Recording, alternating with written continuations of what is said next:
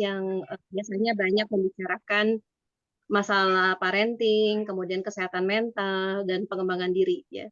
Tapi kemudian kami juga sering kali mengundang beberapa orang dokter ya yang kami kenal dan mengisi materi-materi tentang kesehatan gitu. Karena kesehatan itu kan penting sekali ya dok ya buat keluarga gitu dok. Ya. Mbak, ini suaranya kedengaran saya? Jelas dok, jelas. Nggak mendengung, nggak mantul? Tidak mantul. Alhamdulillah, ya, boleh. Baik, Ibu dan Bapak semuanya yang hadir di sini, sebelum kita mendengarkan paparan dari Dr. Suwardi ya, mungkin ini kan materinya tentang apa namanya hidup sehat ya, Ya. tentang apa tadi materinya, saya jadi lupa judulnya. Ya. Rahasia sehat Rasulullah ya, yang tak pernah sakit gitu ya. Iya, Jadi betul. kelihatannya ini dari bukunya Dr. Suwardi ya, salah satu buku Iya, bestsellernya ya iya, tentang kesehatan. iya. Eh, Baik, saya coba share dulu. Bentar ya. Profilnya dokter nih ya. Ya. Iya, Ibu dan Bapak hadirin semua, ini profil pembicara kita hari ini ya. Eh, Nama beliau Dr. Suwardi Sukri ya, nama aslinya, tapi apa namanya sering dipanggil Dr. Suwardi aja ya dok ya. Iya. Kemudian beliau lahir di Makassar 20 Januari 1961. Bidang keahliannya kesehatan.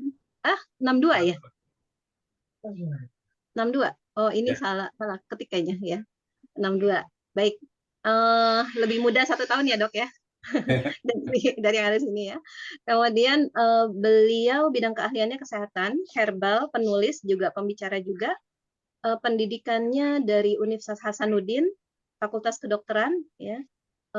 Dan lulus tahun 1992 ya. Mungkin ini nggak semuanya bisa saya bacakan ya, tetapi beliau Ya. juga pernah mengikuti kursus akupunktur, berarti jago juga ya dok melakukan akupunktur pada pasien ya, di lembaga akupunktur UI tahun 2006, dan alumni dan anggota ICFAM ya, Indonesian Community of Functional and Advancement of Medicine ya.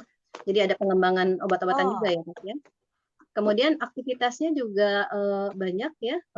Beliau dokter pengasuh dan narasumber acara Nikmatnya Hidup Sehat di WSI TV ya, sejak tahun 2014 sampai sekarang. Dosen kesehatan di platform online Python Academy ya sejak tahun 2018. Juga kolumnis kesehatan di kantor Berita Islam Indonesia, trainer kesehatan untuk program persiapan pensiun Bank BRI ya. Ketua Dewan Pakar Kesehatan Sahabat Subuh, dan pengurus PDUI Persatuan Dokter Umum Indonesia. Riwayat pekerjaan dan profesi beliau juga banyak ya. Pengasuh rubrik kesehatan di tabloid Jenny, kemudian menjadi narasumber dan pengasuh acara rutin kesehatan di Radio El Nuri Bekasi dan Radio Buana Depok ya. Lalu kolumnis kesehatan di majalah Motivasi, dokter dan pendiri AIDS Clinic Indonesia. Ini di mana nih dok? Di Koja, Jakarta Di Utara. Jogja, tapi sudah ini, sudah berkembang. Oke. Kemudian juga konsultan medis dan trainer kesehatan di PT Merinda Indonesia, narasumber kegiatan rutin kesehatan Islam di Masjid BPK Jakarta, dan wakil direktur Rumah Sakit Bersalin Permata Ibu Rawa Lumbu Bekasi ya di tahun 2001 sampai 2008. Nah, ini juga yang menarik, beliau tidak hanya menulis buku-buku tentang kesehatan, tapi juga ada novel juga ya, Dok ya. Ya. Kelihatannya saya pernah membaca atau pernah melihat nih judulnya minimal di yang warawiri di Facebook gitu ya. Ketika apa judul ininya, saya kok nggak terlalu kelihatan nih. Ya, kita besar.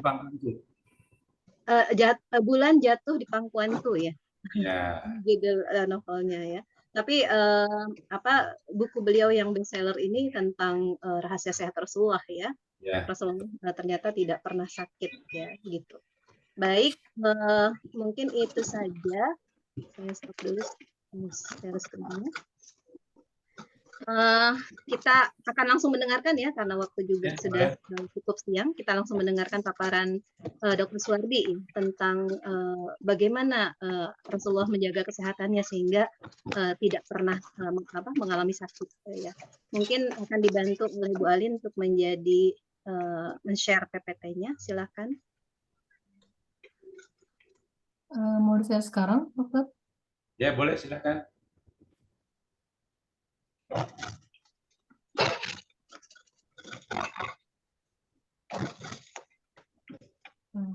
Lihat. Udah muncul ya? Ya udah, Sudah. mulai ya. Ya, silakan. Silakan, Dok. Ya, terima kasih. Assalamualaikum, Bismillahirrahmanirrahim. Assalamualaikum warahmatullahi wabarakatuh. Waalaikumsalam warahmatullahi wabarakatuh. Assalamualaikum warahmatullahi wabarakatuh. Alhamdulillahirrahmanirrahim. Allahumma salli ala Muhammad wasallam. Ya, terima kasih atas kesempatan yang diberikan kepada saya untuk share berbagai ilmu dan pengalaman tentang rahasia sehat Rasulullah tidak pernah sakit. Diambil dari buku saya ya. Ya. Next. Ini buku-buku saya ya, yang lainnya yang sudah dibicarakan tadi sama Mbak ya. Next. Ini kegiatan saya mengajar di BRI sama di di Ponpes. Saya punya program menjaga ulama atau ustadz agar tidak sakit. Jadi kita datangi Ponpes untuk memberikan penyuluhan. Ternyata banyak juga ustadz-ustadz yang sakit ya, banyak ustadz yang sakit. Bukan hanya jemaahnya, tapi ustadznya juga banyak yang sakit ya. Nah, ini kegiatan saya ya, training kesehatan. Ya, next. Saya mengasuh acara di Visual TV ya. Ini ternyata apa yang saya dapat di Visual TV itu ternyata banyak sekali masyarakat yang sakit. Pikir saya cuma di ibu kota aja yang sakit, ibu kota ya di sekitar Jabodetabek. Ternyata sampai di pelosok-pelosok itu di Aceh, di mana di seluruh Indonesia itu banyak yang sakit. Orang desa banyak yang sakit. Nah, kenapa banyak yang sakit? Nanti ada hubungannya dengan buku kita ini. Ya, next. Suun ke kelenteng aja. Ya, ini kisahku. Jadi saya bicara dulu ya. Mengapa saya tulis buku ini? Ya. Kenapa? Maaf Pak, kelihatannya tidak lupa di mute ya. Oh, lupa dia apa? Lupa di mute dokter tadi. Oh, ya. Jadi ini kisah saya. Kenapa saya bisa menulis buku ini? Nah, pada tahun 1092 saya lulus, saya tugas di puskesmas di daerah terpencil di Sulawesi. Nah, di sana itu ada kebiasaan saya itu pola makan. Jadi kebiasaan saya itu yang paling praktis, saya suka makan mie instan. Ya, setiap bulan itu bisa hampir 1 dos. Nah, selama 3 tahun itu berapa dos yang saya habiskan mie instan itu. Akhirnya saya kena kista di telinga. Nah, setelah selesai, saya pindah ke Jakarta, tugas di rumah sakit dan di klinik-klinik swasta. Makannya juga mie. Ya, jadi setiap habis tugas pagi-pagi sarapan mie. Nah, karena di Jakarta itu banyak makanan bervariasi, tambah lagi makanan saya itu bakso, sering bakso, makan sate. Jadi makannya itu betul-betul tidak mencerminkan pola makan yang sehat. Karena memang konsep saya waktu itu nggak ada konsep saya. Apa yang terjadi, berat badan saya naik sampai 10 kilo, kemudian gejala-gejala prediabetes, jadi ya gejala-gejala menuju ke diabetes, gula darah sampai 150, gejala-gejala asam urat, kolesterol itu ada semua itu Mbak. Jadi saya berpikir usia saya itu, ini tahun 2008 loh ini. Jadi 2008 saya mulai nyadar, kalau saya sudah masih muda begini, masih sakit-sakitan, saya bisa mati muda gitu loh. Nah, saya berpikir, saya ini kan orang Muslim. Ya, panutan saya itu adalah Rasulullah. Panutan orang Muslim itu apa? Rasulullah. Nah, saya baca Sirah Nabawi, Rasulullah itu nggak pernah sakit. Beliau sakit itu pada saat satu minggu menjelang beliau wafat, Itu pun dia sakit demam. Jannah. Rasulullah itu kan selama hidupnya sama tidak pernah sakit diabetes, tidak pernah kolesterol, tidak pernah asam urat, ya kan? Amak muna pinak Yeni Parida Isnin. Ini bagaimana? Jadi kok bisa begini? Nah, saya cari-cari buku, saya temu buku yang sangat menarik saya itu Long Life, Hidup Sepanjang Masa, dikarang oleh Harley Diamond itu. Terus saya baca sampai habis, lalu isi buku ini menarik. Saya bandingkan dengan ajaran Rasulullah. Alhamdulillah ternyata ada kesamaan.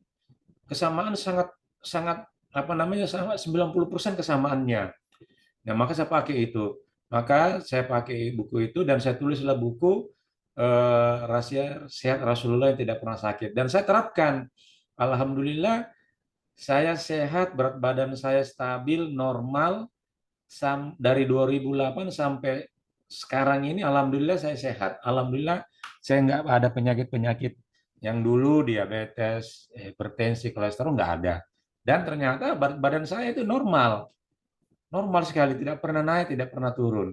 Jadi stabil dan saya ya alhamdulillah gesit, sehat dan lincah ya itu. Nah, ya next. Nah, sekarang kita masuk ke bulan puasa. Nah, bulan puasa itu momen untuk sehat sebetulnya. Karena hakikatnya puasa itu adalah pembersihan tubuh. Pembersihan tubuh jasmani dan rohani. Pembersihan dari mana? Kotoran-kotoran dari makanan dan kotoran-kotoran dari rohani. Nah, sehingga pada saat kita puasa, ini sudah terjadi proses detoksifikasi, proses pembersihan. Jadi kalau kita selesai puasa, tubuh kita sehat, rohani kita pun juga sehat. Nah, ini tujuan kita ya. Nah, tujuan kita, salah satu tujuan adalah la'allakum tattaqun ya. Manusia orang bertakwa itu harus sehat fisik dan sehat rohani. Ya, next. Nah, apa inti daripada puasa itu? Yaitu kontrol nafsu makan. Jadi nafsu makan itu harus dikontrol. Dan ini juga inti daripada buku Rahasia Sehat Rasulullah Tidak Pernah Sakit. Kita harus mengontrol makan. Nah, kita selama ini kalau ada orang-orang pintar, ya, orang ustaz yang selalu mengatakan kontrol emosi, ya kan, Mbak ya, betul ya? Kontrol nafsu birahi. Tapi jarang kita atau ustaz itu mengajarkan kita kontrol nafsu makan. Bahkan saya lihat setelah saya melaksanakan program saya menjaga ustaz, ulama agar tetap sehat, ternyata ulama juga atau ustaz juga banyak yang sakit ya. Karena mereka tidak bisa mengontrol nafsu makannya. Bahkan ada satu ulama yang saya datangi, punya pesantren yang sangat bagus, dia mengatakan, saya Pak Dokter, hiburan saya cuma makan. Karena saya tidak nonton, tidak dengar musik, ya salah satu hiburan saya makan. Nah ini, karena banyak begitu dia makan yang tidak bisa dikontrol ini karena alasannya itu, sehingga dia sakit diabetes, sakit GERD, sakit kolesterol, berat badan, obesitas. Ini yang saya sangat prihatin. Maka saya bilang sama beliau, Ustaz harus sehat, karena Ustaz dibutuhkan oleh jamaah. Karena ke depan ini tantangan umat Islam itu sangat besar. Kalau ustaz itu pada sakit, siapa nanti yang bisa menjaga ini, memberi wejangan kepada masyarakat kita ini, ya kan? Banyak ustaz yang sakit, banyak juga yang mati muda. Ada ustaz yang terkenal yang saya dengar, dia mati muda karena kanker. Padahal saya pernah datangi beliau. Banyak juga yang diabetes. Ada ustaz yang alumni yang dari Madinah, penghafal Al-Quran, setelah kena stroke, dia hilang semua hafalannya. Kasihan kan ini. Nah ini yang sangat saya prihatin, sehingga saya membuat program sama istri saya menjaga ulama agar sehat. Nah ini. Jadi inti dari buku itu adalah mengontrol nafsu makan. Jadi ini sebetulnya bukan diet. Kalau diet itu tidak boleh makan ini, tidak boleh makan itu, tidak boleh makan ini. Kalau ini semua bisa dimakan. Semua yang dihalalkan oleh Allah dimakan. Semua yang diharamkan oleh Allah tidak boleh dimakan, cuma dikontrol nafsu makan. Ini inti dari buku itu. Jadi kita mengontrol nafsu makan kita dan juga mengontrol kualitas makanan kita. Nah, itu. Padahal mengontrol nafsu makan itu penting. Sama pentingnya dengan mengontrol emosi, mengontrol mengontrol nafsu seksual, ya kan? Karena apa? Kalau kita bisa mengontrol nafsu makan, maka tubuh kita sehat, nutrisi-nutrisi yang kita makan hanya nutrisi-nutrisi yang bermanfaat. Nah, seperti program daripada komunitas ini, bagaimana makanan itu mempengaruhi emosi. Betul-betul ini terjadi. Makanan itu mempengaruhi emosi nanti. Kalau kita tidak makan makanan yang berkualitas, kalau kita tidak kontrol nafsu makan kita, maka tubuh kita dia tidak bisa menghasilkan hormon kebahagiaan, yaitu serotonin. Serotonin itu dihasilkan di usus 90%. Hormon dopamin juga demikian 50%. Kemudian hormon-hormon lainnya, ya itu. Nah, sekarang next ya. Bagaimana dengan Islam? Nah, inti dari buku itu adalah surat Al-A'raf 31, yaitu kulu wasrabu wala tusriku. Innallaha yuhibbul musrifin. Makan dan minumlah, silahkan makan dan minum, tapi yang berlebihan. Karena Allah tidak menyukai orang yang berlebihan. Inilah yang dimaksudkan kontrol nafsu makan. Di samping itu kita kontrol nutrisi-nutrisi yang bermanfaat. Nah, Rasulullah bersabda yang artinya tidak banyak makan adalah obat dan lambung adalah tempat bersarangnya penyakit. Biasakanlah setiap anggota tubuh dengan kebiasaannya. Dan memang betul apa yang disabdakan oleh Rasulullah ini betul. Karena lambung itu tempat sarangnya penyakit. Saya mendapat pasien-pasien saya itu banyak yang mengalami GERD. Dari GERD nanti itu akan timbul penyakit autoimun. Itu penyakit autoimun, penyakit hiperkolesterol, penyakit diabetes, penyakit kanker itu dari lambung semua itu. Jadi kalau lambungnya sehat, maka Rasulullah mengatakan kalau lambungnya sehat, maka dia menghasilkan nutrisi yang bermanfaat. Nutrisi yang bermanfaat nanti ini akan disebarkan ke seluruh tubuh dan dia akan memberi manfaat kesehatan bagi seluruh tubuh. Jadi lambung itu kolamnya tubuh, ya. Disitulah akan dicerna makanan. Kalau kita bisa memberi nutrisi yang bagus, cara makan yang bagus sesuai dengan sunnah Rasulullah, maka akan dia menghasilkan nutrisi yang bagus. Nutrisi yang bagus nanti ini disebarkan ke seluruh tubuh dan diadakan seluruh tubuh dan dia akan memberikan kesehatan tubuh yang sangat-sangat bagus. Nah, ini. Ya, next. Nah, ternyata Rasulullah itu setelah saya pelajari, dia pola makannya itu sesuai dengan pola makan medis yang benar, ya. Pola makan yang medis yang benar, bukan 4 sehat 5 sempurna. Yaitu pola makan medis yang bagaimana yang benar, menjaga keseimbangan pH asam basa. Salah satu keseimbangan yang dijaga oleh tubuh itu bekerja mati-matian untuk menjaga keseimbangan ini. Manakala keseimbangan ini tidak terjaga atau terganggu, maka petaka bagi tubuh akan terjadi, yaitu sumber semua penyakit karena terjadi dari gangguan keseimbangan tubuh pH asam basa. Bagaimana Rasulullah menjaga keseimbangan pH asam basa ini?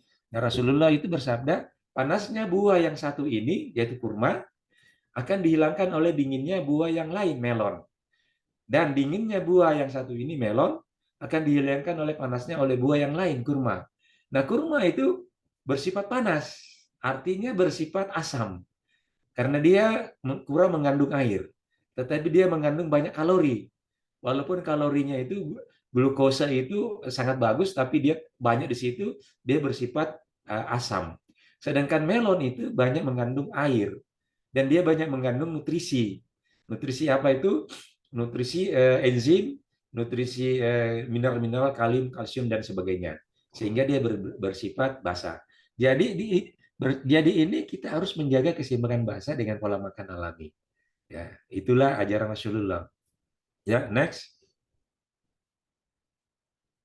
Nah, Rasulullah juga itu menjaga keseimbangan pola alami, kita juga akan menjaga pola keseimbangan mikrobioma medik, mikrobioma. Saya sekarang ini, Mbak, apa namanya, di samping akupuntur, pola makan alami, saya juga mendalami apa namanya, satu ilmu yaitu mikrobioma medik. Saya belajar sudah lama dan saya mempermantap, memperdalam, memperuncing, mempertajam ilmu ini dengan seorang profesor ahli mikrobioma yang sangat terkenal. Alhamdulillah. Nah ini yang diajarkan oleh Rasulullah kita juga. Sebetulnya ilmu mikrobioma ini diajarkan oleh Rasulullah. Nah contohnya, kenapa kita kalau dijilat anjing, salah satunya adalah apa namanya, digosok dengan tanah ya. Kita bersihkan ya dengan air, dengan sabun, kemudian salah satunya digosok dengan tanah. Kita tahu bahwa tanah itu banyak mengandung mikroba, banyak mengandung bakteri. Sementara di air liur anjing itu banyak virus. Nah, virus ketemu bakteri dia akan dinetralkan. Nah, virus sangat kecil, bakteri sangat besar, dia masuk. Mereka ini satu rumpun. Jadi sangat luar biasa ini ajaran Rasulullah. Nah, ilmu mikrobioma ini sangat bermanfaat untuk kesehatan akan datang.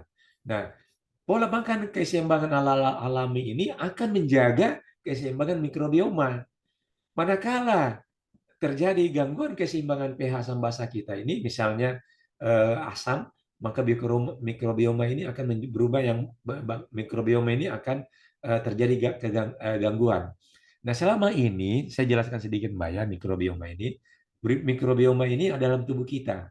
Jadi mikrobioma ini ada terjadi banyak sekali ada dalam tubuh kita. Mikrobioma ini yang paling banyak adalah bakteri. Nah, dulu kalau orang tua kita bilang, guru-guru kita bilang bahwa bakteri itu jahat. Ternyata bakteri itu baik. Bakteri itu baik. Dia malah 2/3 tubuh kita ini ada di dalam tubuh kita. Dia membentuk suatu organ. Nah, bakteri baik ini kita harus gunakan. Allah Subhanahu wa taala menempatkan bakteri baik ini dalam tubuh kita, ini ada manfaatnya. Maka kita manfaatkan ini dengan cara apa? Memberikan makanan.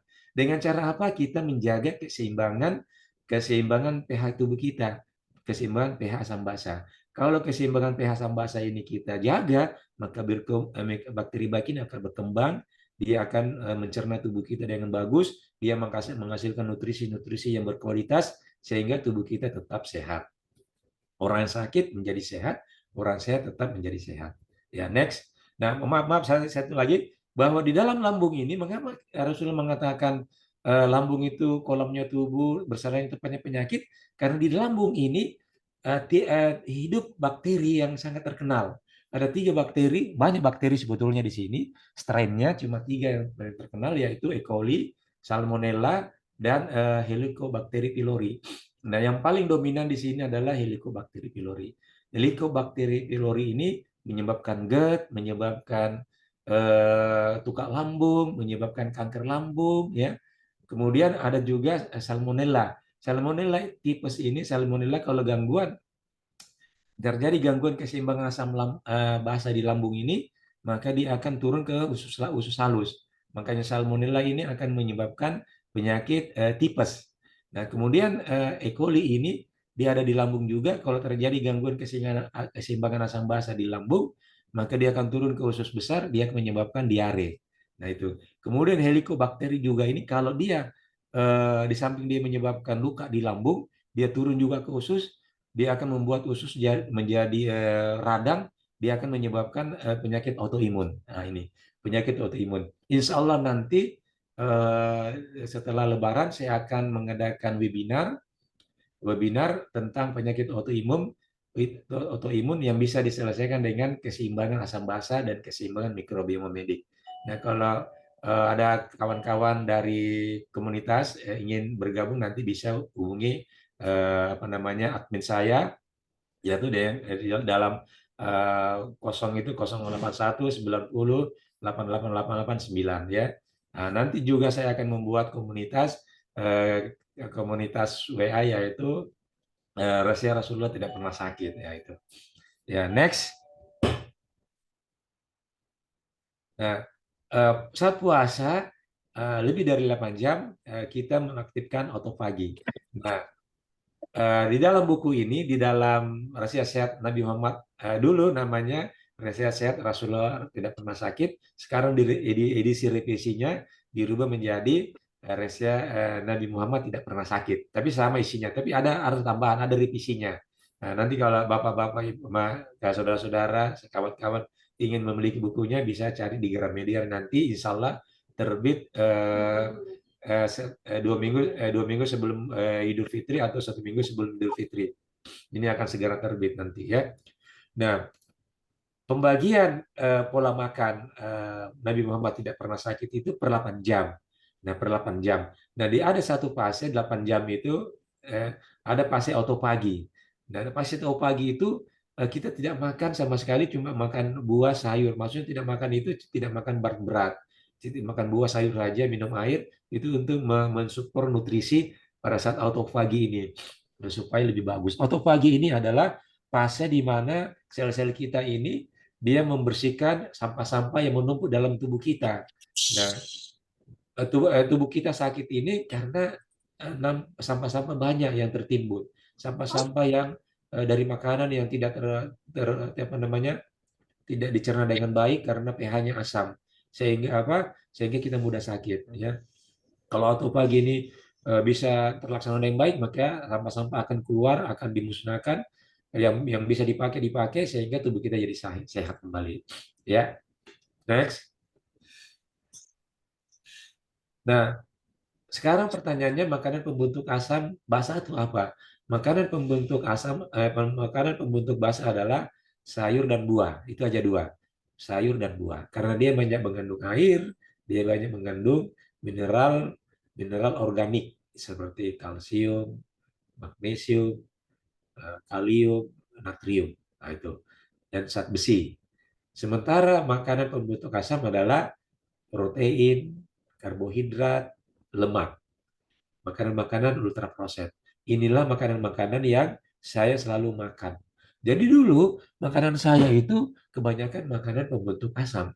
Nah, ternyata semua penyakit degeneratif karena tubuhnya asam. Sehingga mudah sakit. Nah, contoh penyakit diabetes, asam urat, kanker itu asam tubuhnya, Mbak. Asam tubuhnya sehingga bakterinya ini banyak bakteri yang jahat. Bakteri yang jahat ini nanti tidak merubah nutrisi kita menjadi nutrisi yang berkualitas, maka dia akan merubah menjadi menjadi sampah sehingga kita mudah sakit. Itu. Contohnya saya kemarin sering makan bakso, sering makan sate, sering makan mie instan, makan proses itu sehingga sakit timbul kista di sini. Berat badan saya melebihi overweight ya itu. Contoh kemarin juga ada pasien saya dari dari Makassar. Dia kena jamur paru. Bertahun-tahun minum obat tidak sembuh-sembuh. Saya kasih pola makan ini dalam waktu 2 minggu sembuh. Dia heran. Kenapa Pak Dokter? Saya punya jamur di paru-paru ini sembuh. Saya tidak makan obat anti jamur lagi. Saya bilang gampang sekali karena waktu pH tubuhmu asam itu jamur itu tumbuh. Pada saat pH asam kita di samping bakteri itu akan bakteri jahat banyak tumbuh, jamur juga akan tumbuh banyak. Nah, salah satunya dia senang di paru-paru, senang di alat reproduksi wanita sehingga banyak keputihan dan sebagainya. Itu asam. Setelah maka kalau Rasulullah ini saya kasih, dia tubuh menjadi basah, sembuh hilang. Gampang sekali. Nah, ini. Dan pola makan Rasulullah yang tidak pernah sakit ini saya bukukan dan saya anjurkan semua pasien saya, alhamdulillah banyak yang tertolong. Ya. Banyak yang tertolong. Ada yang berat badannya lebih 24 kilo dalam waktu 3 minggu, dia turun 17 kilo. Ya gitu. Ada yang kanker tumor payudara, kempes payudaranya. Kempes dia punya tumor payudaranya, dia pola makan ini. Nah, itu. Ada yang diabetes, sembuh. Nah, ini. Jadi sangat bagus ini pola makan resep Rasulullah tidak pernah sakit. Next. Ya, selanjutnya. Nah, prinsip-prinsip pola makan Rasulullah yang saya bandingkan dengan buku tersebut, Rasulullah mengkombinasikan 2 makanan dengan prinsip asam basa. Tadi saya bilang tadi itu yang panas dengan yang asam. Kalau sini sayur dengan misalnya sayur dengan ikan misalnya ya gitu. Makanan tidak berlebihan. Rasulullah tidak pernah berlebihan. Orang bilang Rasulullah suka makan kambing. Iya, suka makan kambing. Tapi Rasulullah tidak pernah berlebihan. Tidak setiap hari Rasulullah makan daging. Tidak setiap hari Rasulullah makan kambing. Rasulullah itu lebih banyak puasanya, lebih banyak laparnya. Itu. Kemudian tidak mengkombinasikan dua makanan dengan yang sejenis. Rasulullah tidak mengkombinasikan daging dengan susu, ya. Nah, itu. Kalau saya di sini tidak mengkombinasikan ayam dengan nasi. Saya mengkombinasikan ayam dengan kalau saya sahur, saya kombinasikan telur dengan sayur. Saya tidak makan nasi lagi, gitu. Nah, ini kombinasi yang bagus, sehat asam basa. Nah, terus makanan utamanya 2 kali sehari. Nah, Rasulullah itu dalam hadis saya kajian hadis itu dia tidak pernah makan pagi, dia cuma makan kurma pagi hari, makan buah ya. Rasulullah suka makan buah. Nah, kemudian siang ya ada hadis ya di buku saya dapat dia makan siang ya. Kemudian malam hari beliau makan terakhir pada banyak namanya menjelang Isya gitu. Kemudian Rasulullah tidak pernah tidak menganut pola makan vegetarian ya. Jadi ada orang Islam merasa dapat suatu konten orang ustaz itu dia setuju dengan vegetarian. Sebetulnya Rasulullah Islam itu tidak menganut vegetarian. Vegetarian itu hanya ritual agama tertentu. Jadi vegetarian itu tidak benar itu. Nah, kita tidak boleh kalau vegetarian kan tidak boleh makan daging ini, makan ini. Kita makan daging. Itu karunia Allah. Makan daging kambing, makan daging sapi, makan daging ayam, makan daging domba. Itu halal itu, makan. Tapi diatur. Nah, itulah Islam selalu mengatur. Kapan kita makan ayam, kapan kita makan ikan, kapan kita makan daging kambing, dan sebagainya itu harus diatur. Jadi tidak ada pantangan pola makan ini, makan apa saja bebas. Tapi diatur dengan cara mengontrol nafsu makan, mengontrol makanan-makanan yang berkualitas. Itu utama ajarannya, ya. Ya, next. Nah, ini contoh penyakit kronik pH tubuh. Nah, inilah semua saya katakan tadi, semua penyakit kronik degeneratif, apakah itu asam urat, apakah itu diabetes, apakah itu kolesterol, stroke, hipertensi, kanker, autoimun, semua pH-nya asam. Kalau saya lihat di dalam praktek saya itu ada mikroskop saya pakai, saya lihat darahnya. Nah, semua orang penyakit-penyakit kronik ini, penyakit degeneratif ini yang ber-pH asam, darahnya kotor sekali, kental sekali. Coba lihat ini, yang sebelah kiri saya ini kental. Dia kental sekali, lengket, darahnya itu lengket. Sel-sel darah putihnya itu lemah. Kemudian ada terjadi gangguan fungsi hati. Ya, banyak timbunan-timbunan sampah-sampah. Banyak bakteri-bakteri jahat yang hidup di dalam darah. Sebetulnya di dalam darah itu tidak boleh ada bakteri, tapi ini justru banyak bakteri jahat. Ini.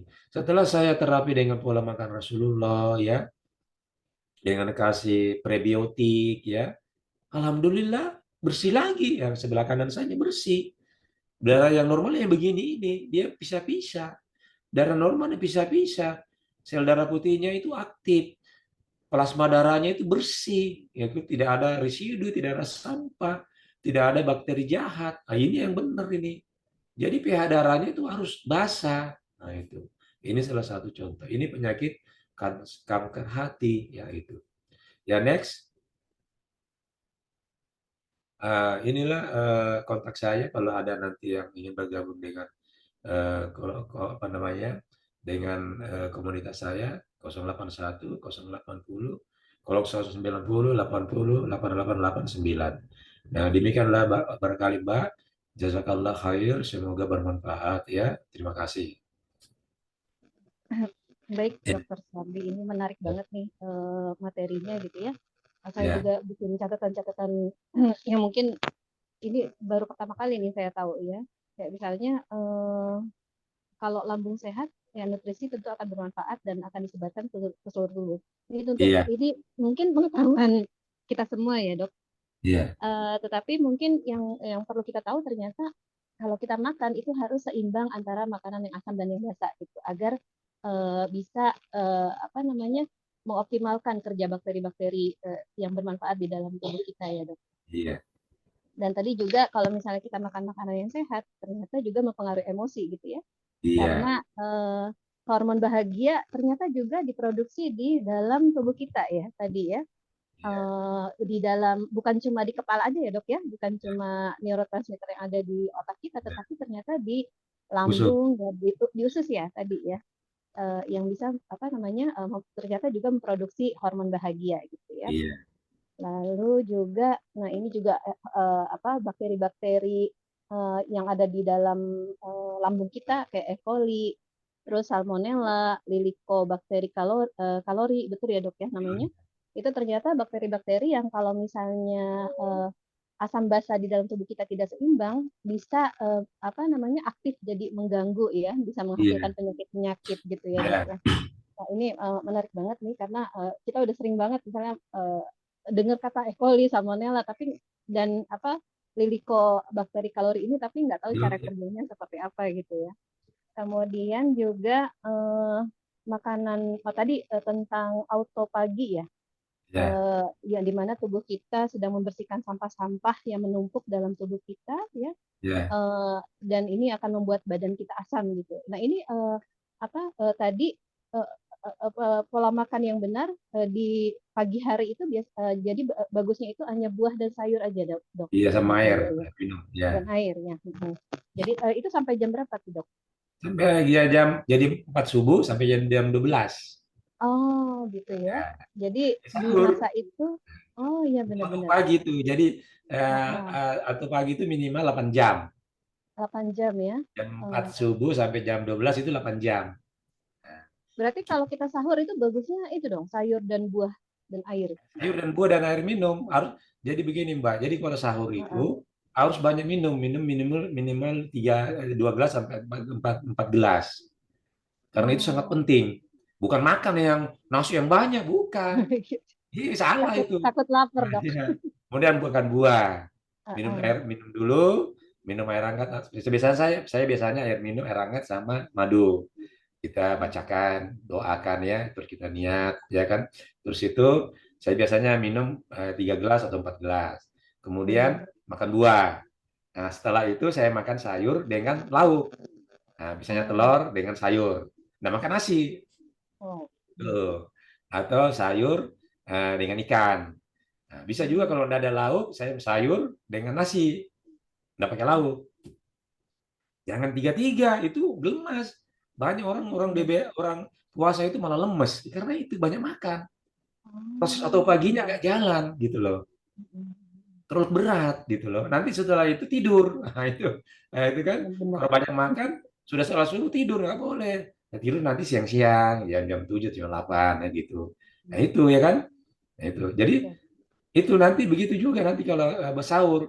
Sahur itu makannya setelah begitu buka minum air, makan kurma, makan buah. Nanti setelah maghrib, salat maghrib baru makan yang berat. Nah itu. Iya, iya. Jangan terlalu banyak Itu makan. Malah. baik ya. Tadi juga dokter juga sudah menjelaskan tentang prinsip pola makan Rasulullah ya. Jadi Ya, asam basa itu harus seimbang ya, ya, dikombinasikan Bang. ya sayur-sayuran itu basa Ya. ya dok ya dan Karena buah ini ya. Mbak, karena tubuh kita ini ada satu hukum dalam tubuh kita itu hukum entropi. Tubuh itu cenderung bersifat asam. Dia terus bersifat Oh, asam. Kalau ini nggak direm, kita akan cepat sakit. Makanya sekarang anak-anak ini banyak yang sakit, ya kan? Karena iya makanya betul. sekarang anak-anak ini banyak makanan yang diproses. Anak-anak nggak suka buah, nggak suka sayur, ya kan? Jadi Iya benar. jalan dia. Nah, jadi kita cepat sakit. Umur sekarang ada 25 tahun sudah diabetes, dan sebagainya. Iya benar-benar. Terus juga yang pasti nggak makan berlebihan. Nah ini tantangan nih Ya, dok. Kalau buka itu puasa tadi. itu Ya, tidak banyak makan kayak adalah sehat. iya benar. Rasulullah sudah ajarkan itu, ya kan? Itu. Tuh, konsumsi buah sebelum makanan utama, kemudian tidak kombinasi makanan dengan yang sejenis ya tadi mungkin antara karbohidrat sama Ya, apa ya lauk bentuk pauk ya asam. dok ya. Ya, bentuk asam itu nggak Uh, boleh. Oke, kemudian makan utama hanya 2 kali sehari, berarti makan beratnya itu siang dan malam ya dok? Jam malam, sore. Biasanya kalau Sore pasien ya? sore, Oh malam sore. 8 Sampai 2. sore sampai jam berapa tuh dok? Biasanya kalau paling bagus itu jam-jam itu sudah isya lah. Oh sesudah Isa itu ini ya Ya, apa karena kita batasnya nanti gitu. biasanya ada orang tidur sudah isya, ya Iya kan? benar. Benar. Tuh, atau tidur jam 8. Nanti kalau kita makan jam 9 nanti kenyangan nanti tidurnya makanya Oh kan. iya benar. Paling bagus lagi Baik. maghrib gitu ya. Semakin jauh saat tidur sebelum tidur itu lebih Lebih bagus. bagus. Jangan Oh, tidur patuh kenyang, nanti mau sakit nanti. Nah, itu. Iya, oke. Yang terakhir ternyata tidak menganut pola vegetarian. Ya nggak boleh ya, ya, karena basah semua ya nanti ya. ya. Baik. Ini ada ustaz itu Mbak di endorse itu. Mm-mm. Pola vegetarian bukan ajaran Islam, ya kan? Salah itu ya, gitu. Baik dok, ini kelihatannya udah banyak banget ini pertanyaan yang masuk Ya, nih. boleh.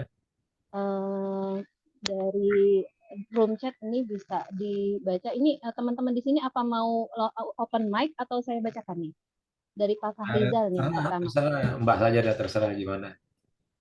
Ya, baik. Mungkin nanti Pak Fahrizal kalau ada yang kurang silakan ditambahkan ya pertanyaan. Apa bisa disimpulkan untuk sehat ala Rasulullah? Yang pertama, makan tidak berlebihan.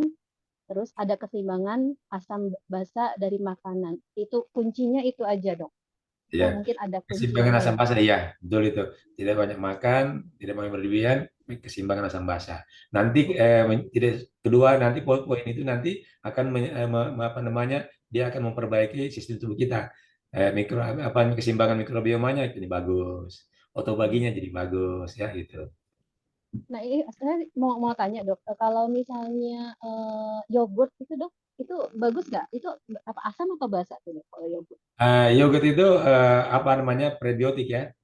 Dia bersifat apa namanya? Dia rasanya asam, tapi dia Mm-mm. sebetulnya basah karena banyak Oh, mengandung mineral.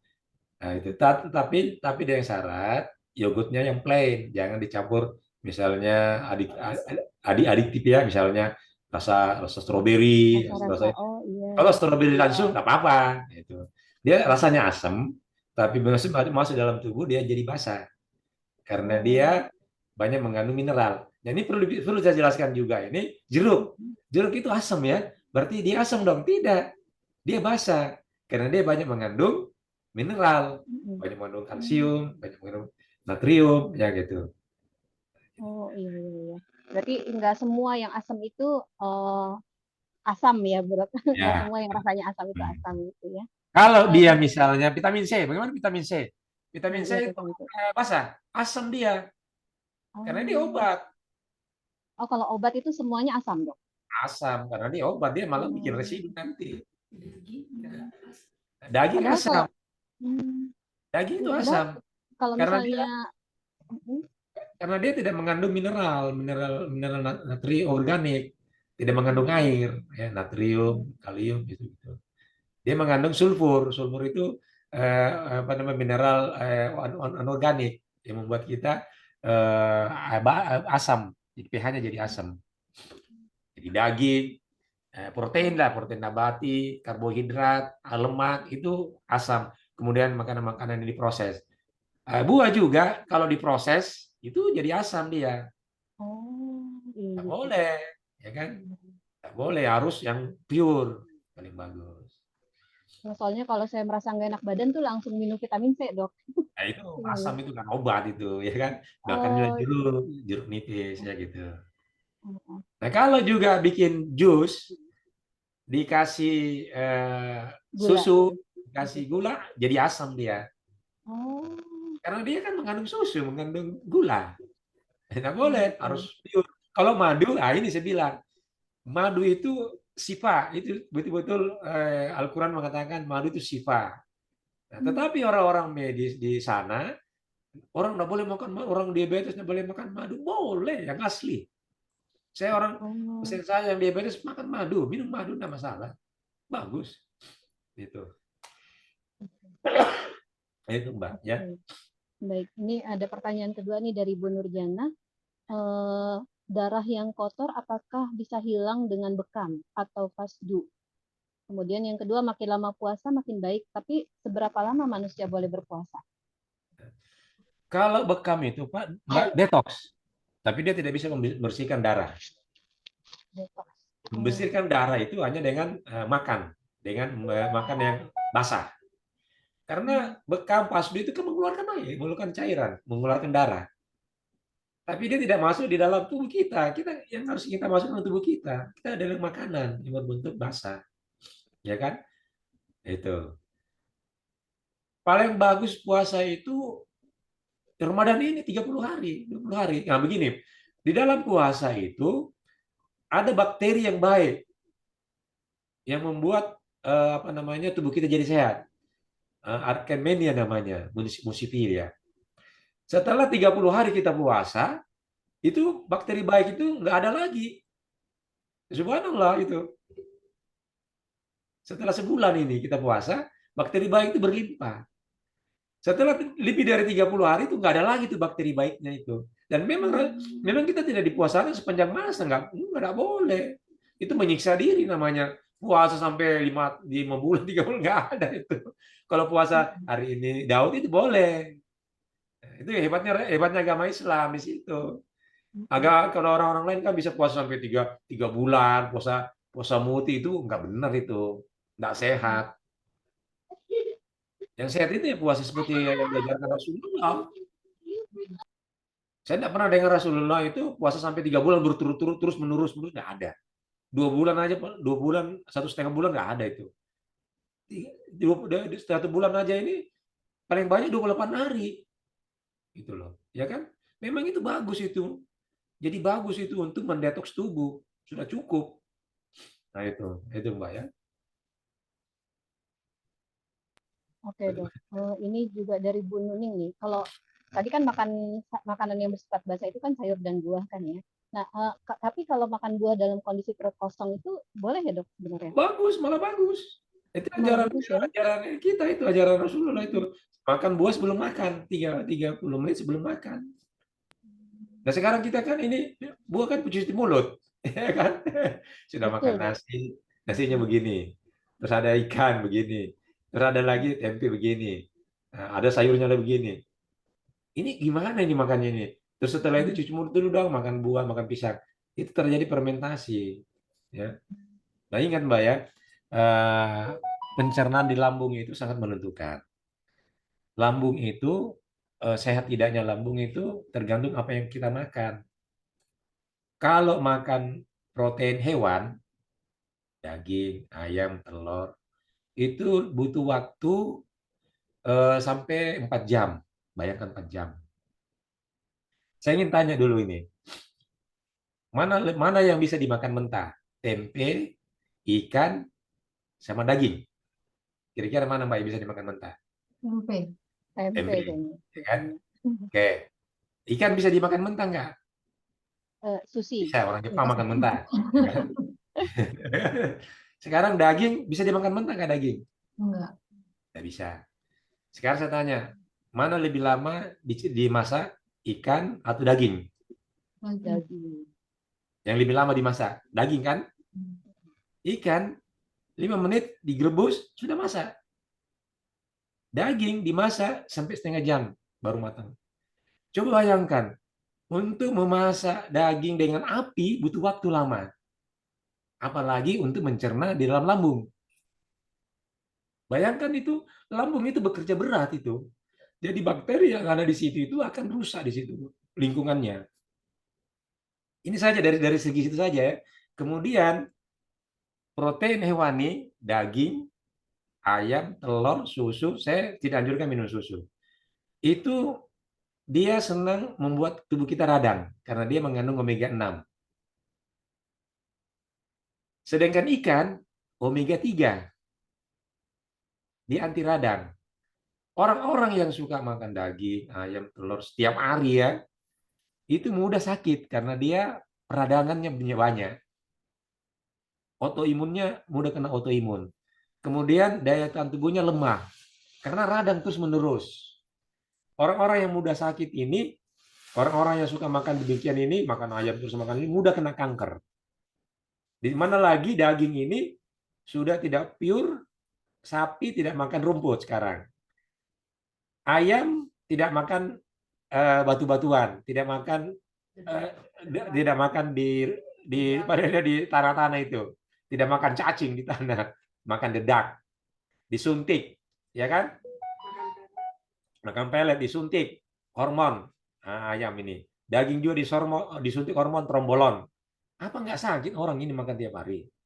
Orang bilang ini Rasulullah suka makan daging kambing. Betul, daging kambing beliau suka makan. Tapi Rasulullah banyak laparnya, tidak makan berlebihan, makan secukupnya aja, dan tidak sering, tidak tiap hari makan daging, ya kan? Oleh karena itu bagaimana caranya? Daging itu kalau saya sarankan makan seminggu sekali. Karena ampas-ampas, kotoran-kotoran pencernaan dari daging itu protein hewani ya, protein hewani itu seminggu baru bersih. Kalau makan ikan seminggu, ini orang sehat ya, 3 kali dalam seminggu. Itu seimbang. Jadi ada komposisi 3 omega 3, 1 omega 6, itu kan sehat. Komposisi yang paling bagus makan protein nabati kalau bisa 50%. Protein ikan 35%. Protein hewani darat 15%. Itu sudah cukup. Insya Allah sehat. Kemudian porsi makan daging, makan buah, sayur itu lebih banyak. Itu kan sehat, insya Allah. Makan minum air yang paling harus banyak. Orang dewasa minimal 2 liter air. Insya Allah sehat, ya.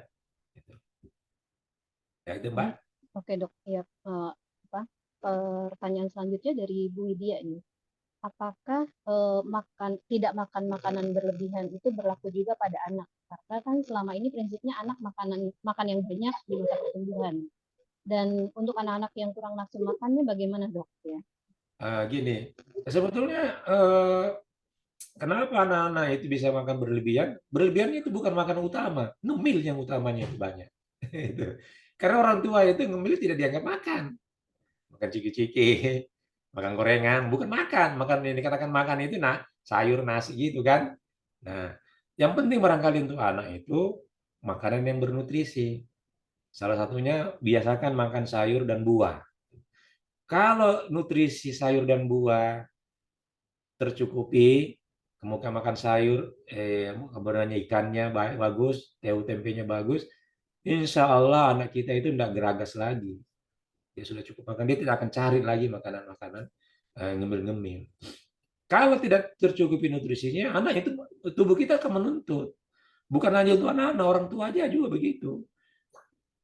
Kalau kita makan donat, pasti kita nambah. Iya kan? Karena donat itu tidak ada nutrisinya. Yang ada kalorinya. Tubuh otak kita ini, mindset otak kita ini, itu minta, mana saya punya nutrisi ini? Saya lapar, nutrisi nggak ada, enzim nggak ada. Nutrisi di sini enzim.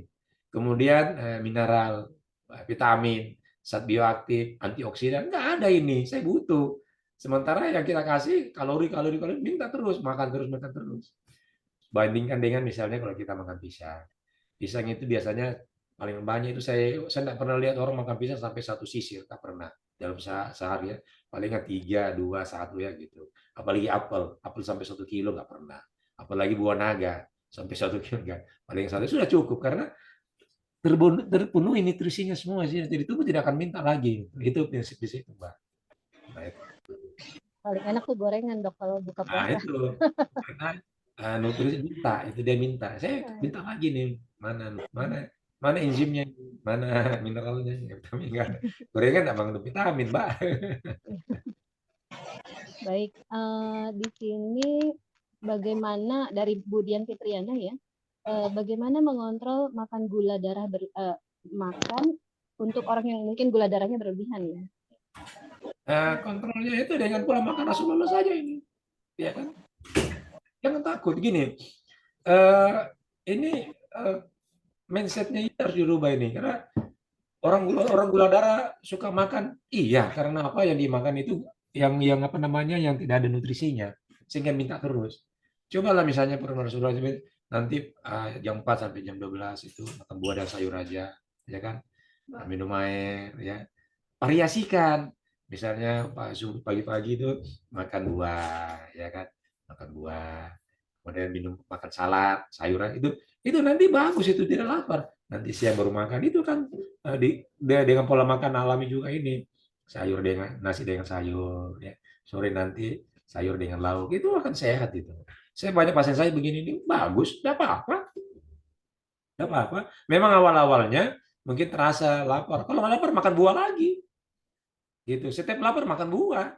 Contoh pisang sama Pisang bagus itu. contoh pisang sama Nah, terus nanti kalau misalnya kalau kalau misalnya bosan buah, ya makan kacang-kacang rebus, makan pisang rebus, makan ubi rambat, ubi jalar rebus, enggak masalah. Makan labu rebus, itu kan semua natural. Apa-apa, makan. Ya kan? Nah, itu. Nah, kalau kita makan donat misalnya, Mbak ya. Kalau kita makan donat satu, untuk menghilangkan kalori donat itu kita butuh jalan 3,8 kilo. 3, kilometer. 3,5 kilometer. Nah, atau kalau kita malas jalan, kita harus hilangkan donat satu itu dengan 20 jeruk. 20 jeruk, Dok. Iya, 20 pisang, 20 apel. Satu asam, donat itu menghasilkan satu asam, dihilangkan dengan 20 basa.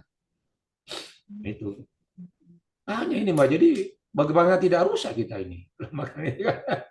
Nah ini kan orang-orang diabetes ini, makanya saya heran juga kalau ada orang diabetes makannya bebas. Saya juga bingung gimana caranya. Walaupun dokter herbal, ada dokter herbal kasih herbal makan bebas, saya juga bingung. Karena apa? Kalau kita lihat dari darahnya itu pasti kotor darahnya. Bagaimana bisa sembuh kalau darahnya begitu? Jadi dia tergantung dengan obat nanti. Itu Mbak ya. Baik, Dok. Ini ada pertanyaan lagi nih dari Udi Rosida. Izin bertanya, saya sedang hamil 11 minggu, ya trimester pertama. Bolehkah saya berpuasa Ramadan berturut-turut 30 hari? Sebetulnya dalam agama itu bisa bayar fidyah ya. Biasa bayar fidyah. Tetapi ada juga orang karena dia semangatnya kuat untuk Ramadan, dia puasa. Bismillah dietnya, kemudian dia nutrisinya bagus, malah dia dapat pahala, kemudian juga anaknya nanti menjadi orang yang soleha, bagus banget itu. Nah itu bisa saja kalau Anda mampu, tapi kalau Anda mampu bayar fidyah aja nggak masalah. Sebetulnya dalam agama itu bayar fidyah, ya. Tapi kalau Anda mampu, ya yakin. Nah itu. Nah nanti kalau misalnya dalam puasa itu bagi orang hamil saya anjurkan perbanyaklah makanan-makanan saat sahur ya. Makan makanan yang bergizi, sayur buah diperbanyak, minum air yang banyak. Itu yang penting itu. Kemudian makan makanan sesuai dengan pola Rasulullah, ya kan? Jangan makan banyak.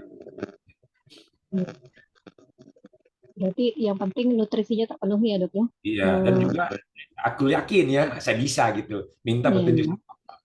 Allah itu tidak membebani kita. Kalau mau tidak yakin, puasa saya nanti lemas ini, jangan bayar fidyah. Itu kan ada kelonggaran kan? Itu ya dalam Islam itu. Tapi ada juga yang puasa, ada karena yakin bisa. Gitu. Dan anaknya nanti menjadi pejuang Islam, bagus.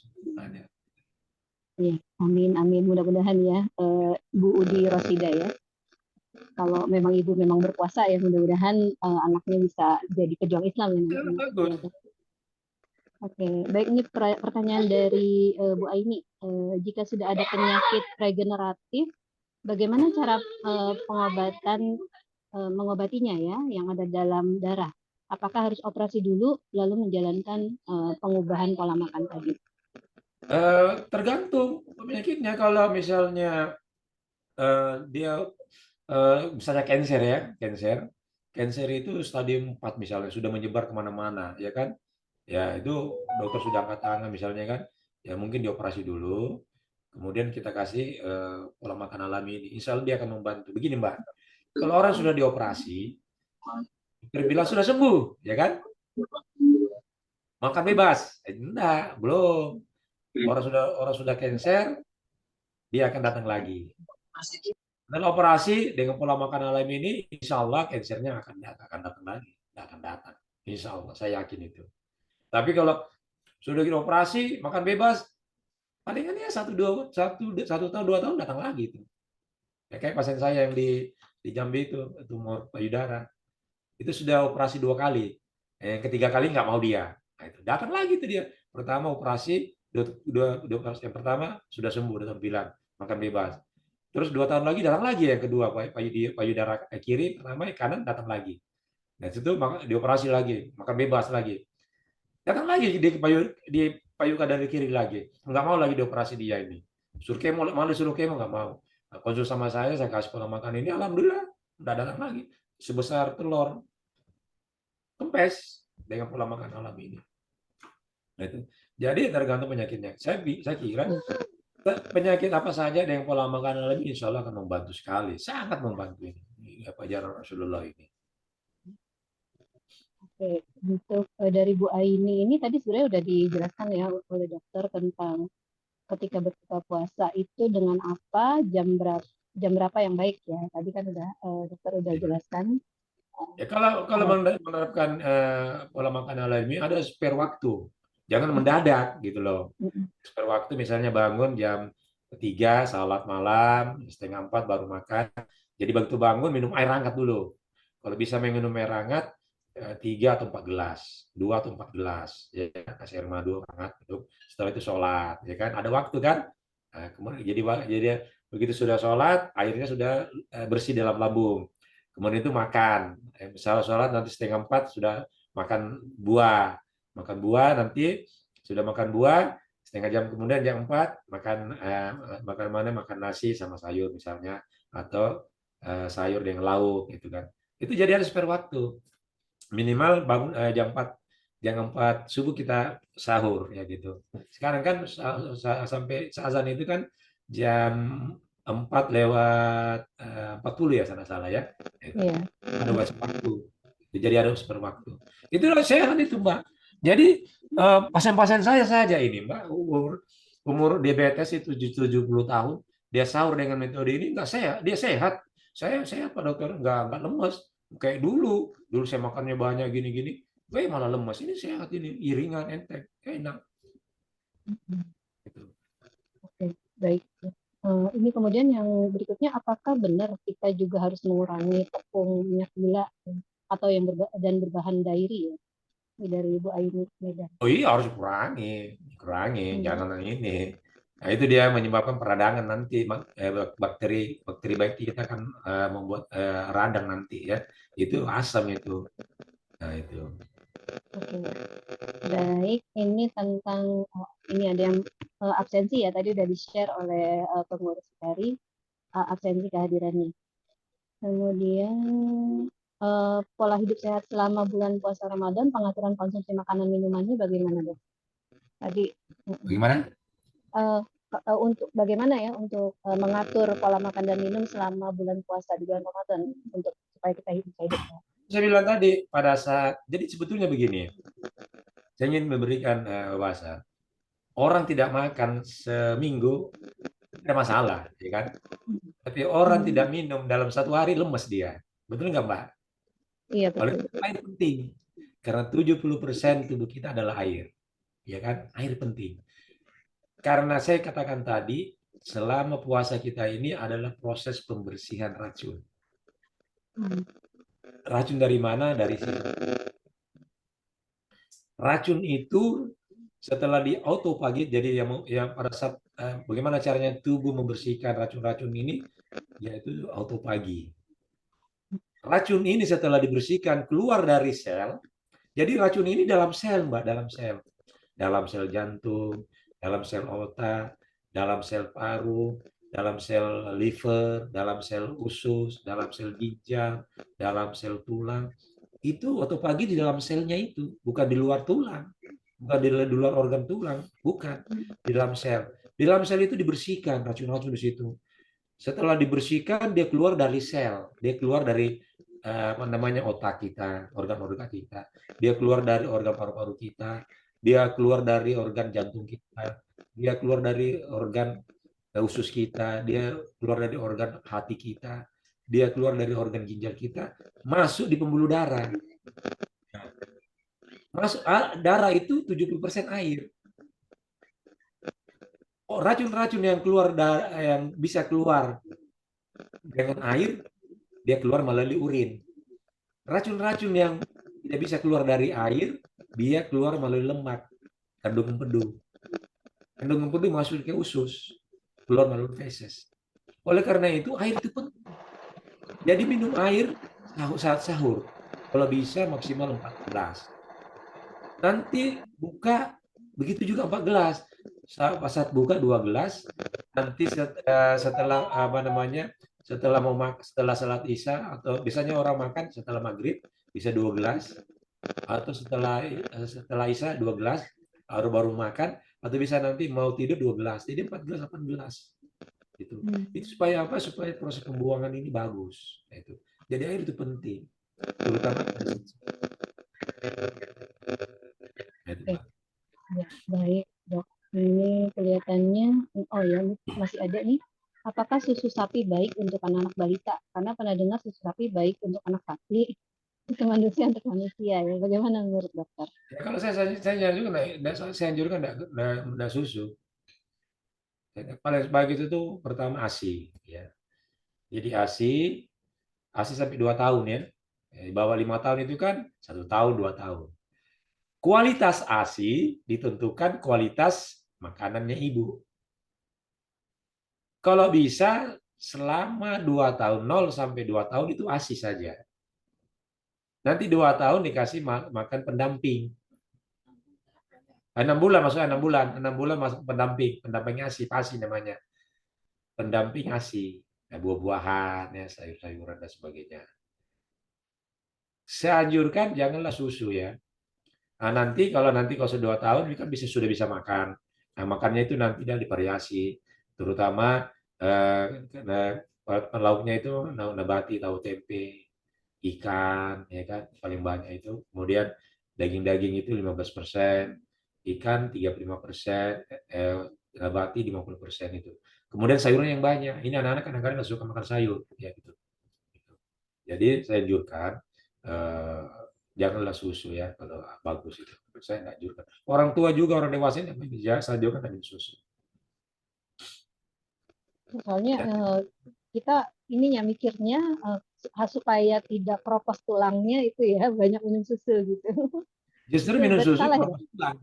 Justru minum Oh susu gitu. keropos tulang. Oh, Baru tahu kan? baru tahu saya. Begini Mbak, susu itu kan protein.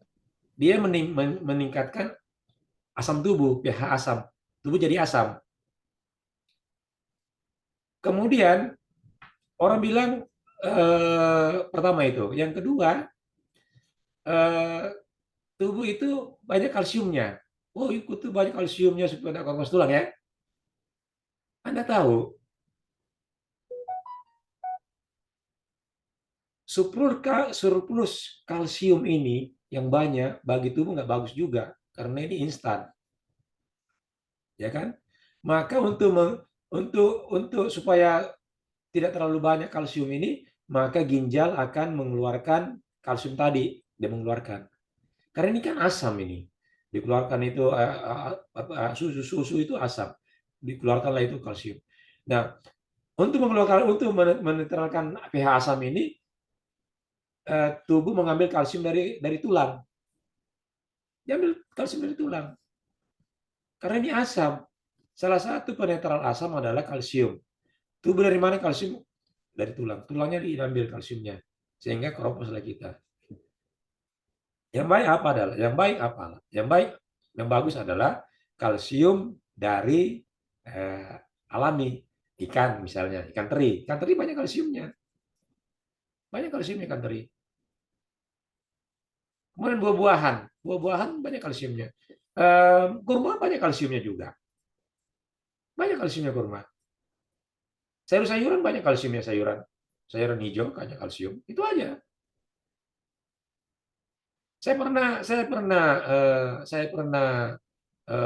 tangani pasien. Dia suntik kalsium supaya tulangnya bagus. Ini dia mengalami osteoporosis, suka sakit tulangnya. Dokter bilang suntik kalsium. Setelah diperiksa darahnya, kalsiumnya tetap normal, tetap kurang. Kan bingung kita. Suntik kalsium tiap hari, diperiksa darah kalsium dalam darahnya kurang. Nah, itu kan begitu. Karena apa? Kalsium ini kan dikeluarkan dalam usus, dalam ginjal. Nggak bagus ini kalsium instan-instan begini. Kemudian juga membuat pH asam itu susu itu. Sehingga untuk menetralkan asam ini tubuh mengambil kalsium dari tulang. Sehingga orang tetap kekurangan kalsium. Ini baru tahu benar loh. Jadi kita berarti selama ini salah dong ya. Salah. Coba gini Mbak ya. Orang-orang yang minum kalsium, susu kalsium, dia akan minum terus. Sampai kapan? Maunya orang misalnya kalau dia misalnya susu kalsium ini bisa mengatasi osteoporosis, orang osteoporosis, cukup 1 kali saja selesai, tidak minum lagi kan? Tapi ini berkaleng-kaleng,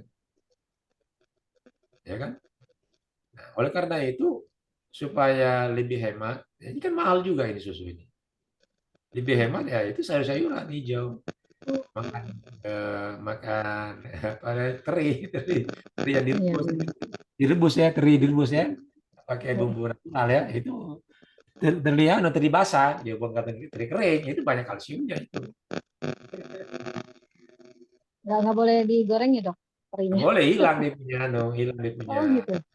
50% dia punya hilang dia punya omega 3. Oh, berarti dikukus gitu ya mungkin ya. Terus dipepes itu bagus itu, ya kan? Omega 3 itu hilang 50% kalau digoreng ikannya. Itu hebatnya ikan ya. Kita dapat kalsiumnya, kita dapat omega 3-nya, kita dapat mineralnya lagi kan gitu. Iya. Kalau susu cuma kalsiumnya aja. Membuat kita hanya asam. Baik, ini sebenarnya kita udah lewat waktunya banyak banget nih dok. Dokter nggak apa-apa dok. Salah Kalau bisa, saya gitu. bagi ya mudah-mudahan berkah. Amin, amin. Ini soalnya masih ada mungkin pertanyaan, ya mungkin sekitar 2 pertanyaan lagi ya, karena Boleh. ya. Di sini terkait dengan tadi susu ya, itu kalau Rasulullah kan katanya suka susu kambing. Itu apa karena susu kambing itu basah? Dok? Nah, begini Mbak, kita lihat dulu Rasulullah itu hidup di zaman 15 abad yang lampau kan. Semua makanannya itu natural banget ya kan. Kambing sekarang kan, nah, kalau kambing sekarang juga kambing saya lihat misi boleh lah ya karena dia dimakan rumput ya. Nah, tapi kalau sudah masuk industri, susunya diolah sedemikian rupa, nah itu kan pasti ada pengurangan ya kan. Ya, kalau Rasulullah kan dia olah diminum aja kan sehat kan. Kemudian juga Rasulullah kan itu eh, Al-Quran mengatakan kulu wasrabu wala tusrifu innallaha yuhibbul musrifin. Makan dan minumlah tidak asal jangan berlebihan kan. Rasulullah kan tidak berlebihan. Itu sunnah Rasulullah itu.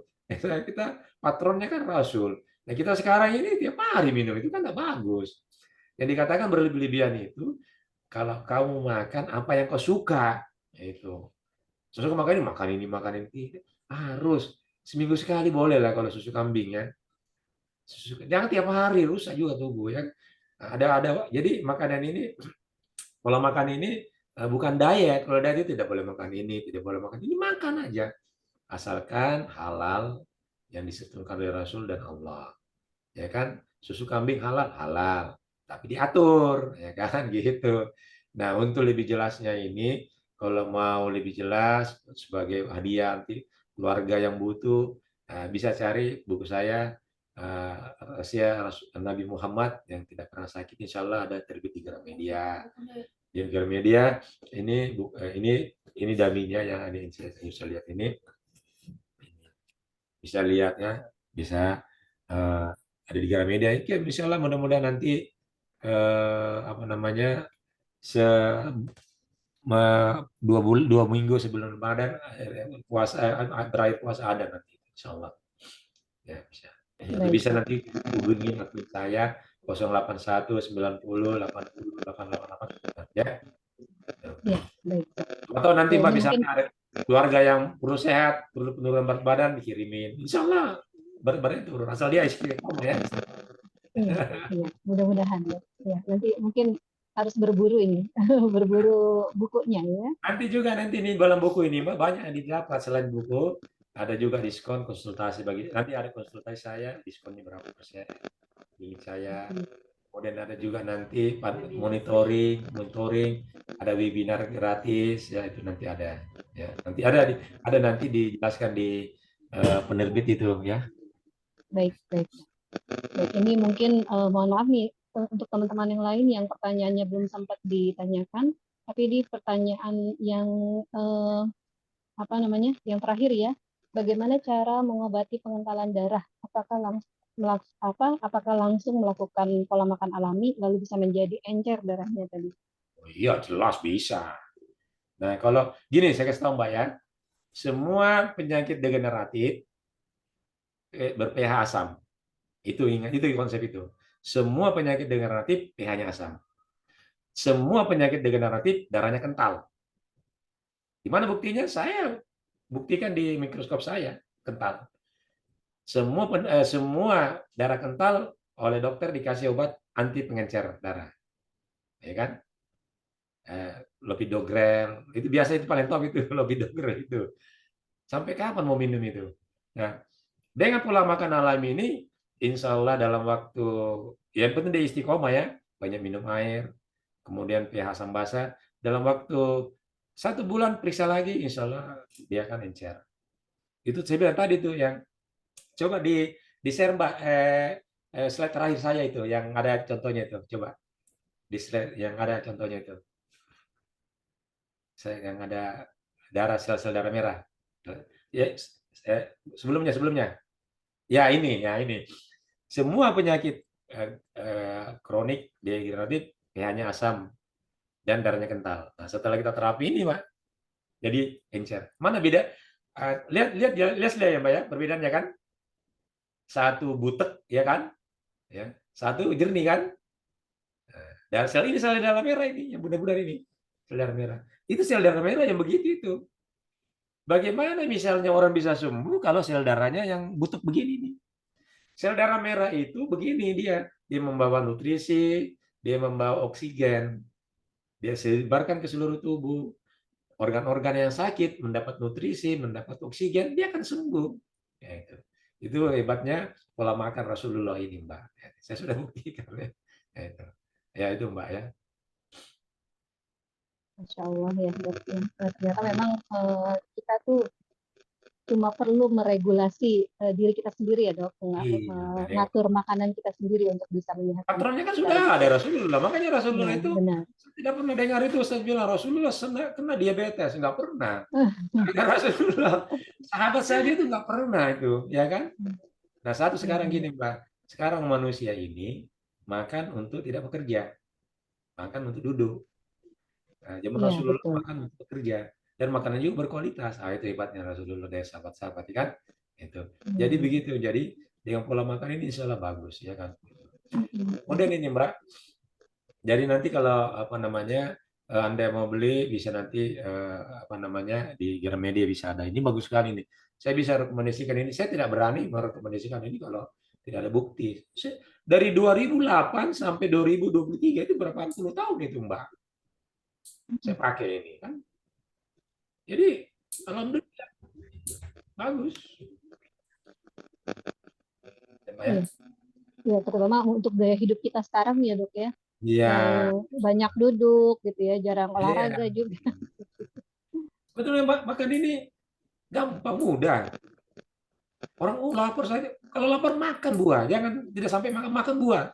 Ngemil, ya. Ini ngemil juga, tapi ngemilnya yang bagus, ya kan? Kacang-kacangan rebus, bukan jangan goreng, direbus, disangrai, ya kan? Ubi rambat rebus, kemudian ubi jalar rebus, pisang rebus, kepor rebus, kacang hijau, kan bagus itu. Bukan gorengan, bukan ciki-ciki, ya kan? Bukan donat, bukan. Nah, itu bagus. Jadi mudah ini, makan bebas, ya kan? Gitu. Nah itu benar memang harus benar menahan diri ya, terutama yang sukanya gorengan terus daging gitu ya. Baik. Baik dok, ini benar-benar banyak ilmu baru nih yang saya dapatkan dan mungkin juga teman-teman dapatkan di sini ya dari pemaparan dokter ini dan kayaknya memang buku itu perlu dibeli ya dok ya, Salah terutama perlu, untuk Mbak. ya Perlu untuk kita untuk sendiri. diri kita, untuk keluarga kita, untuk anak-anak kita ya begitu. Betul, betul. Baik, mungkin terakhir dok, kira-kira mungkin pesan buat kita semua nih apa nih dok? Pesan ini apa namanya? Seperti pengalaman saya itu, saya nyadar diri, oh saya sakit-sakitan, sementara Rasulullah ini panutan kita nggak pernah sakit, ya kan? Rasulullah sahabat, kok bisa begitu? Ya, kita eksplorasi ternyata pola makannya ini sangat luar biasa, sesuai dengan medis, ada ilmu medisnya. Selama ini kita kan 4 sehat 5 sempurna. Ternyata 4 5 sehat 5 sempurna kan banyak yang sakit. Jangankan jangankan kita ini Mbak, ahli gizi saja yang 4 5 sehat sempurna itu banyak loh yang sakit. Dokter-dokter banyak yang sakit loh Mbak. Betul. Banyak yang sakit dokter-dokter ini. Dia hidupnya dengan obat. Tidak minum obat, badannya soak. Kasihan kan? Bagaimana bisa seorang dokter sakit diabetes, dia menangani orang diabetes? Ya kita bisa sembuh dia, ya kan? Waduh, iya menarik sekali. Malah apa namanya, dokter diabetes, dokter ahli diabetes mati karena ahli diabetes, mati karena diabetes. Dokter ahli kanker mati karena kanker. Dokter ahli jantung mati karena jantung. Karena pola makan nggak bagus, ya kan?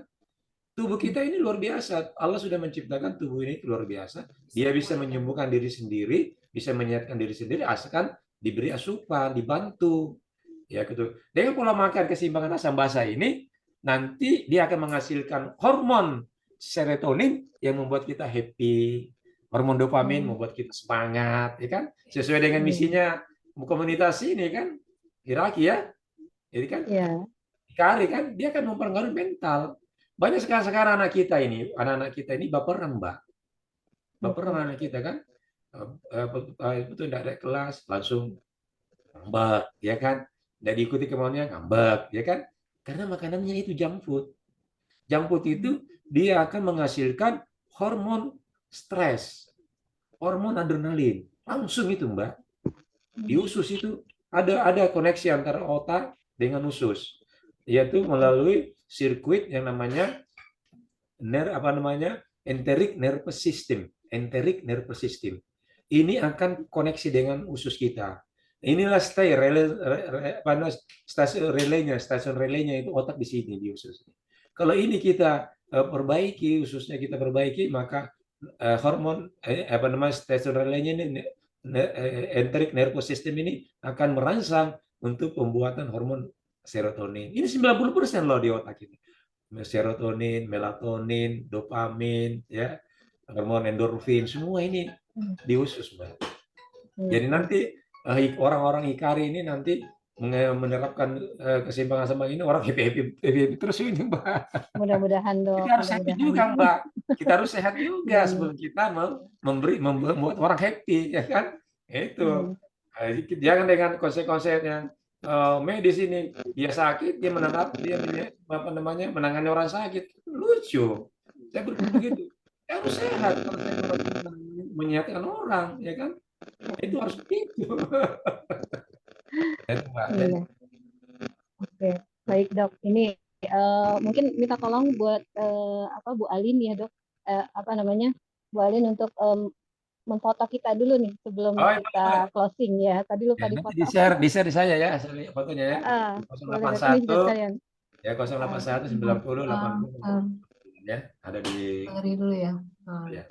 Nah, mohon PowerPoint saya ini hanya dimiliki panitia aja ya, jangan di-share ya. Oh, baik dok, baik.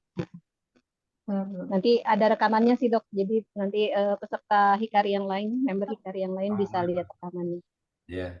Sebentar. Ya.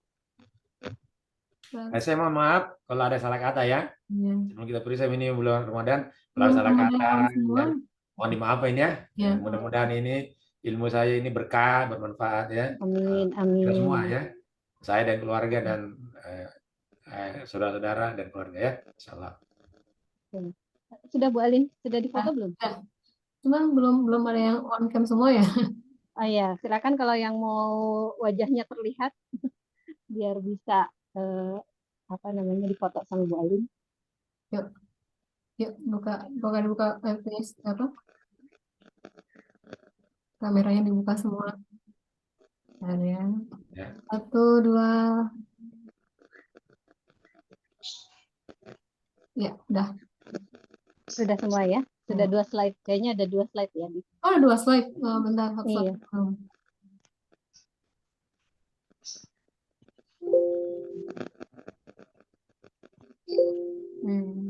Sudah. Belum.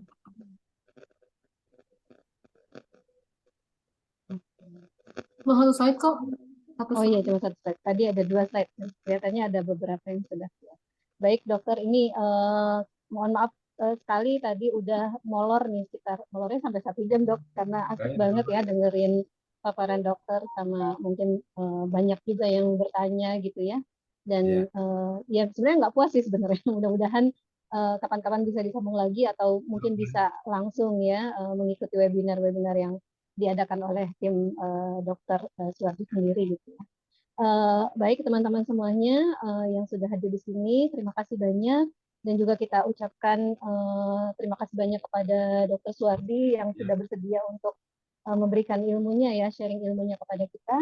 Dan ini kayaknya benar-benar harus taubat ya, harus benar-benar memperbaiki pola makan kita supaya kita bisa sehat dan juga mungkin pola makan keluarga kita gitu.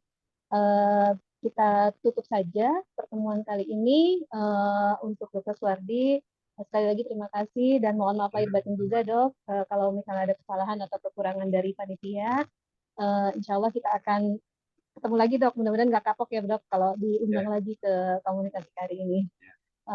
Baik, kita tutup saja acara kita dengan membaca hamdalah, alhamdulillahirabbil alamin. Istighfar, astagfirullahaladzim, dan doa penutup majlis ya, subhanakallahumma wa bihamdika asyhadu an la ilaha illa anta astaghfiruka wa atubu ilaik.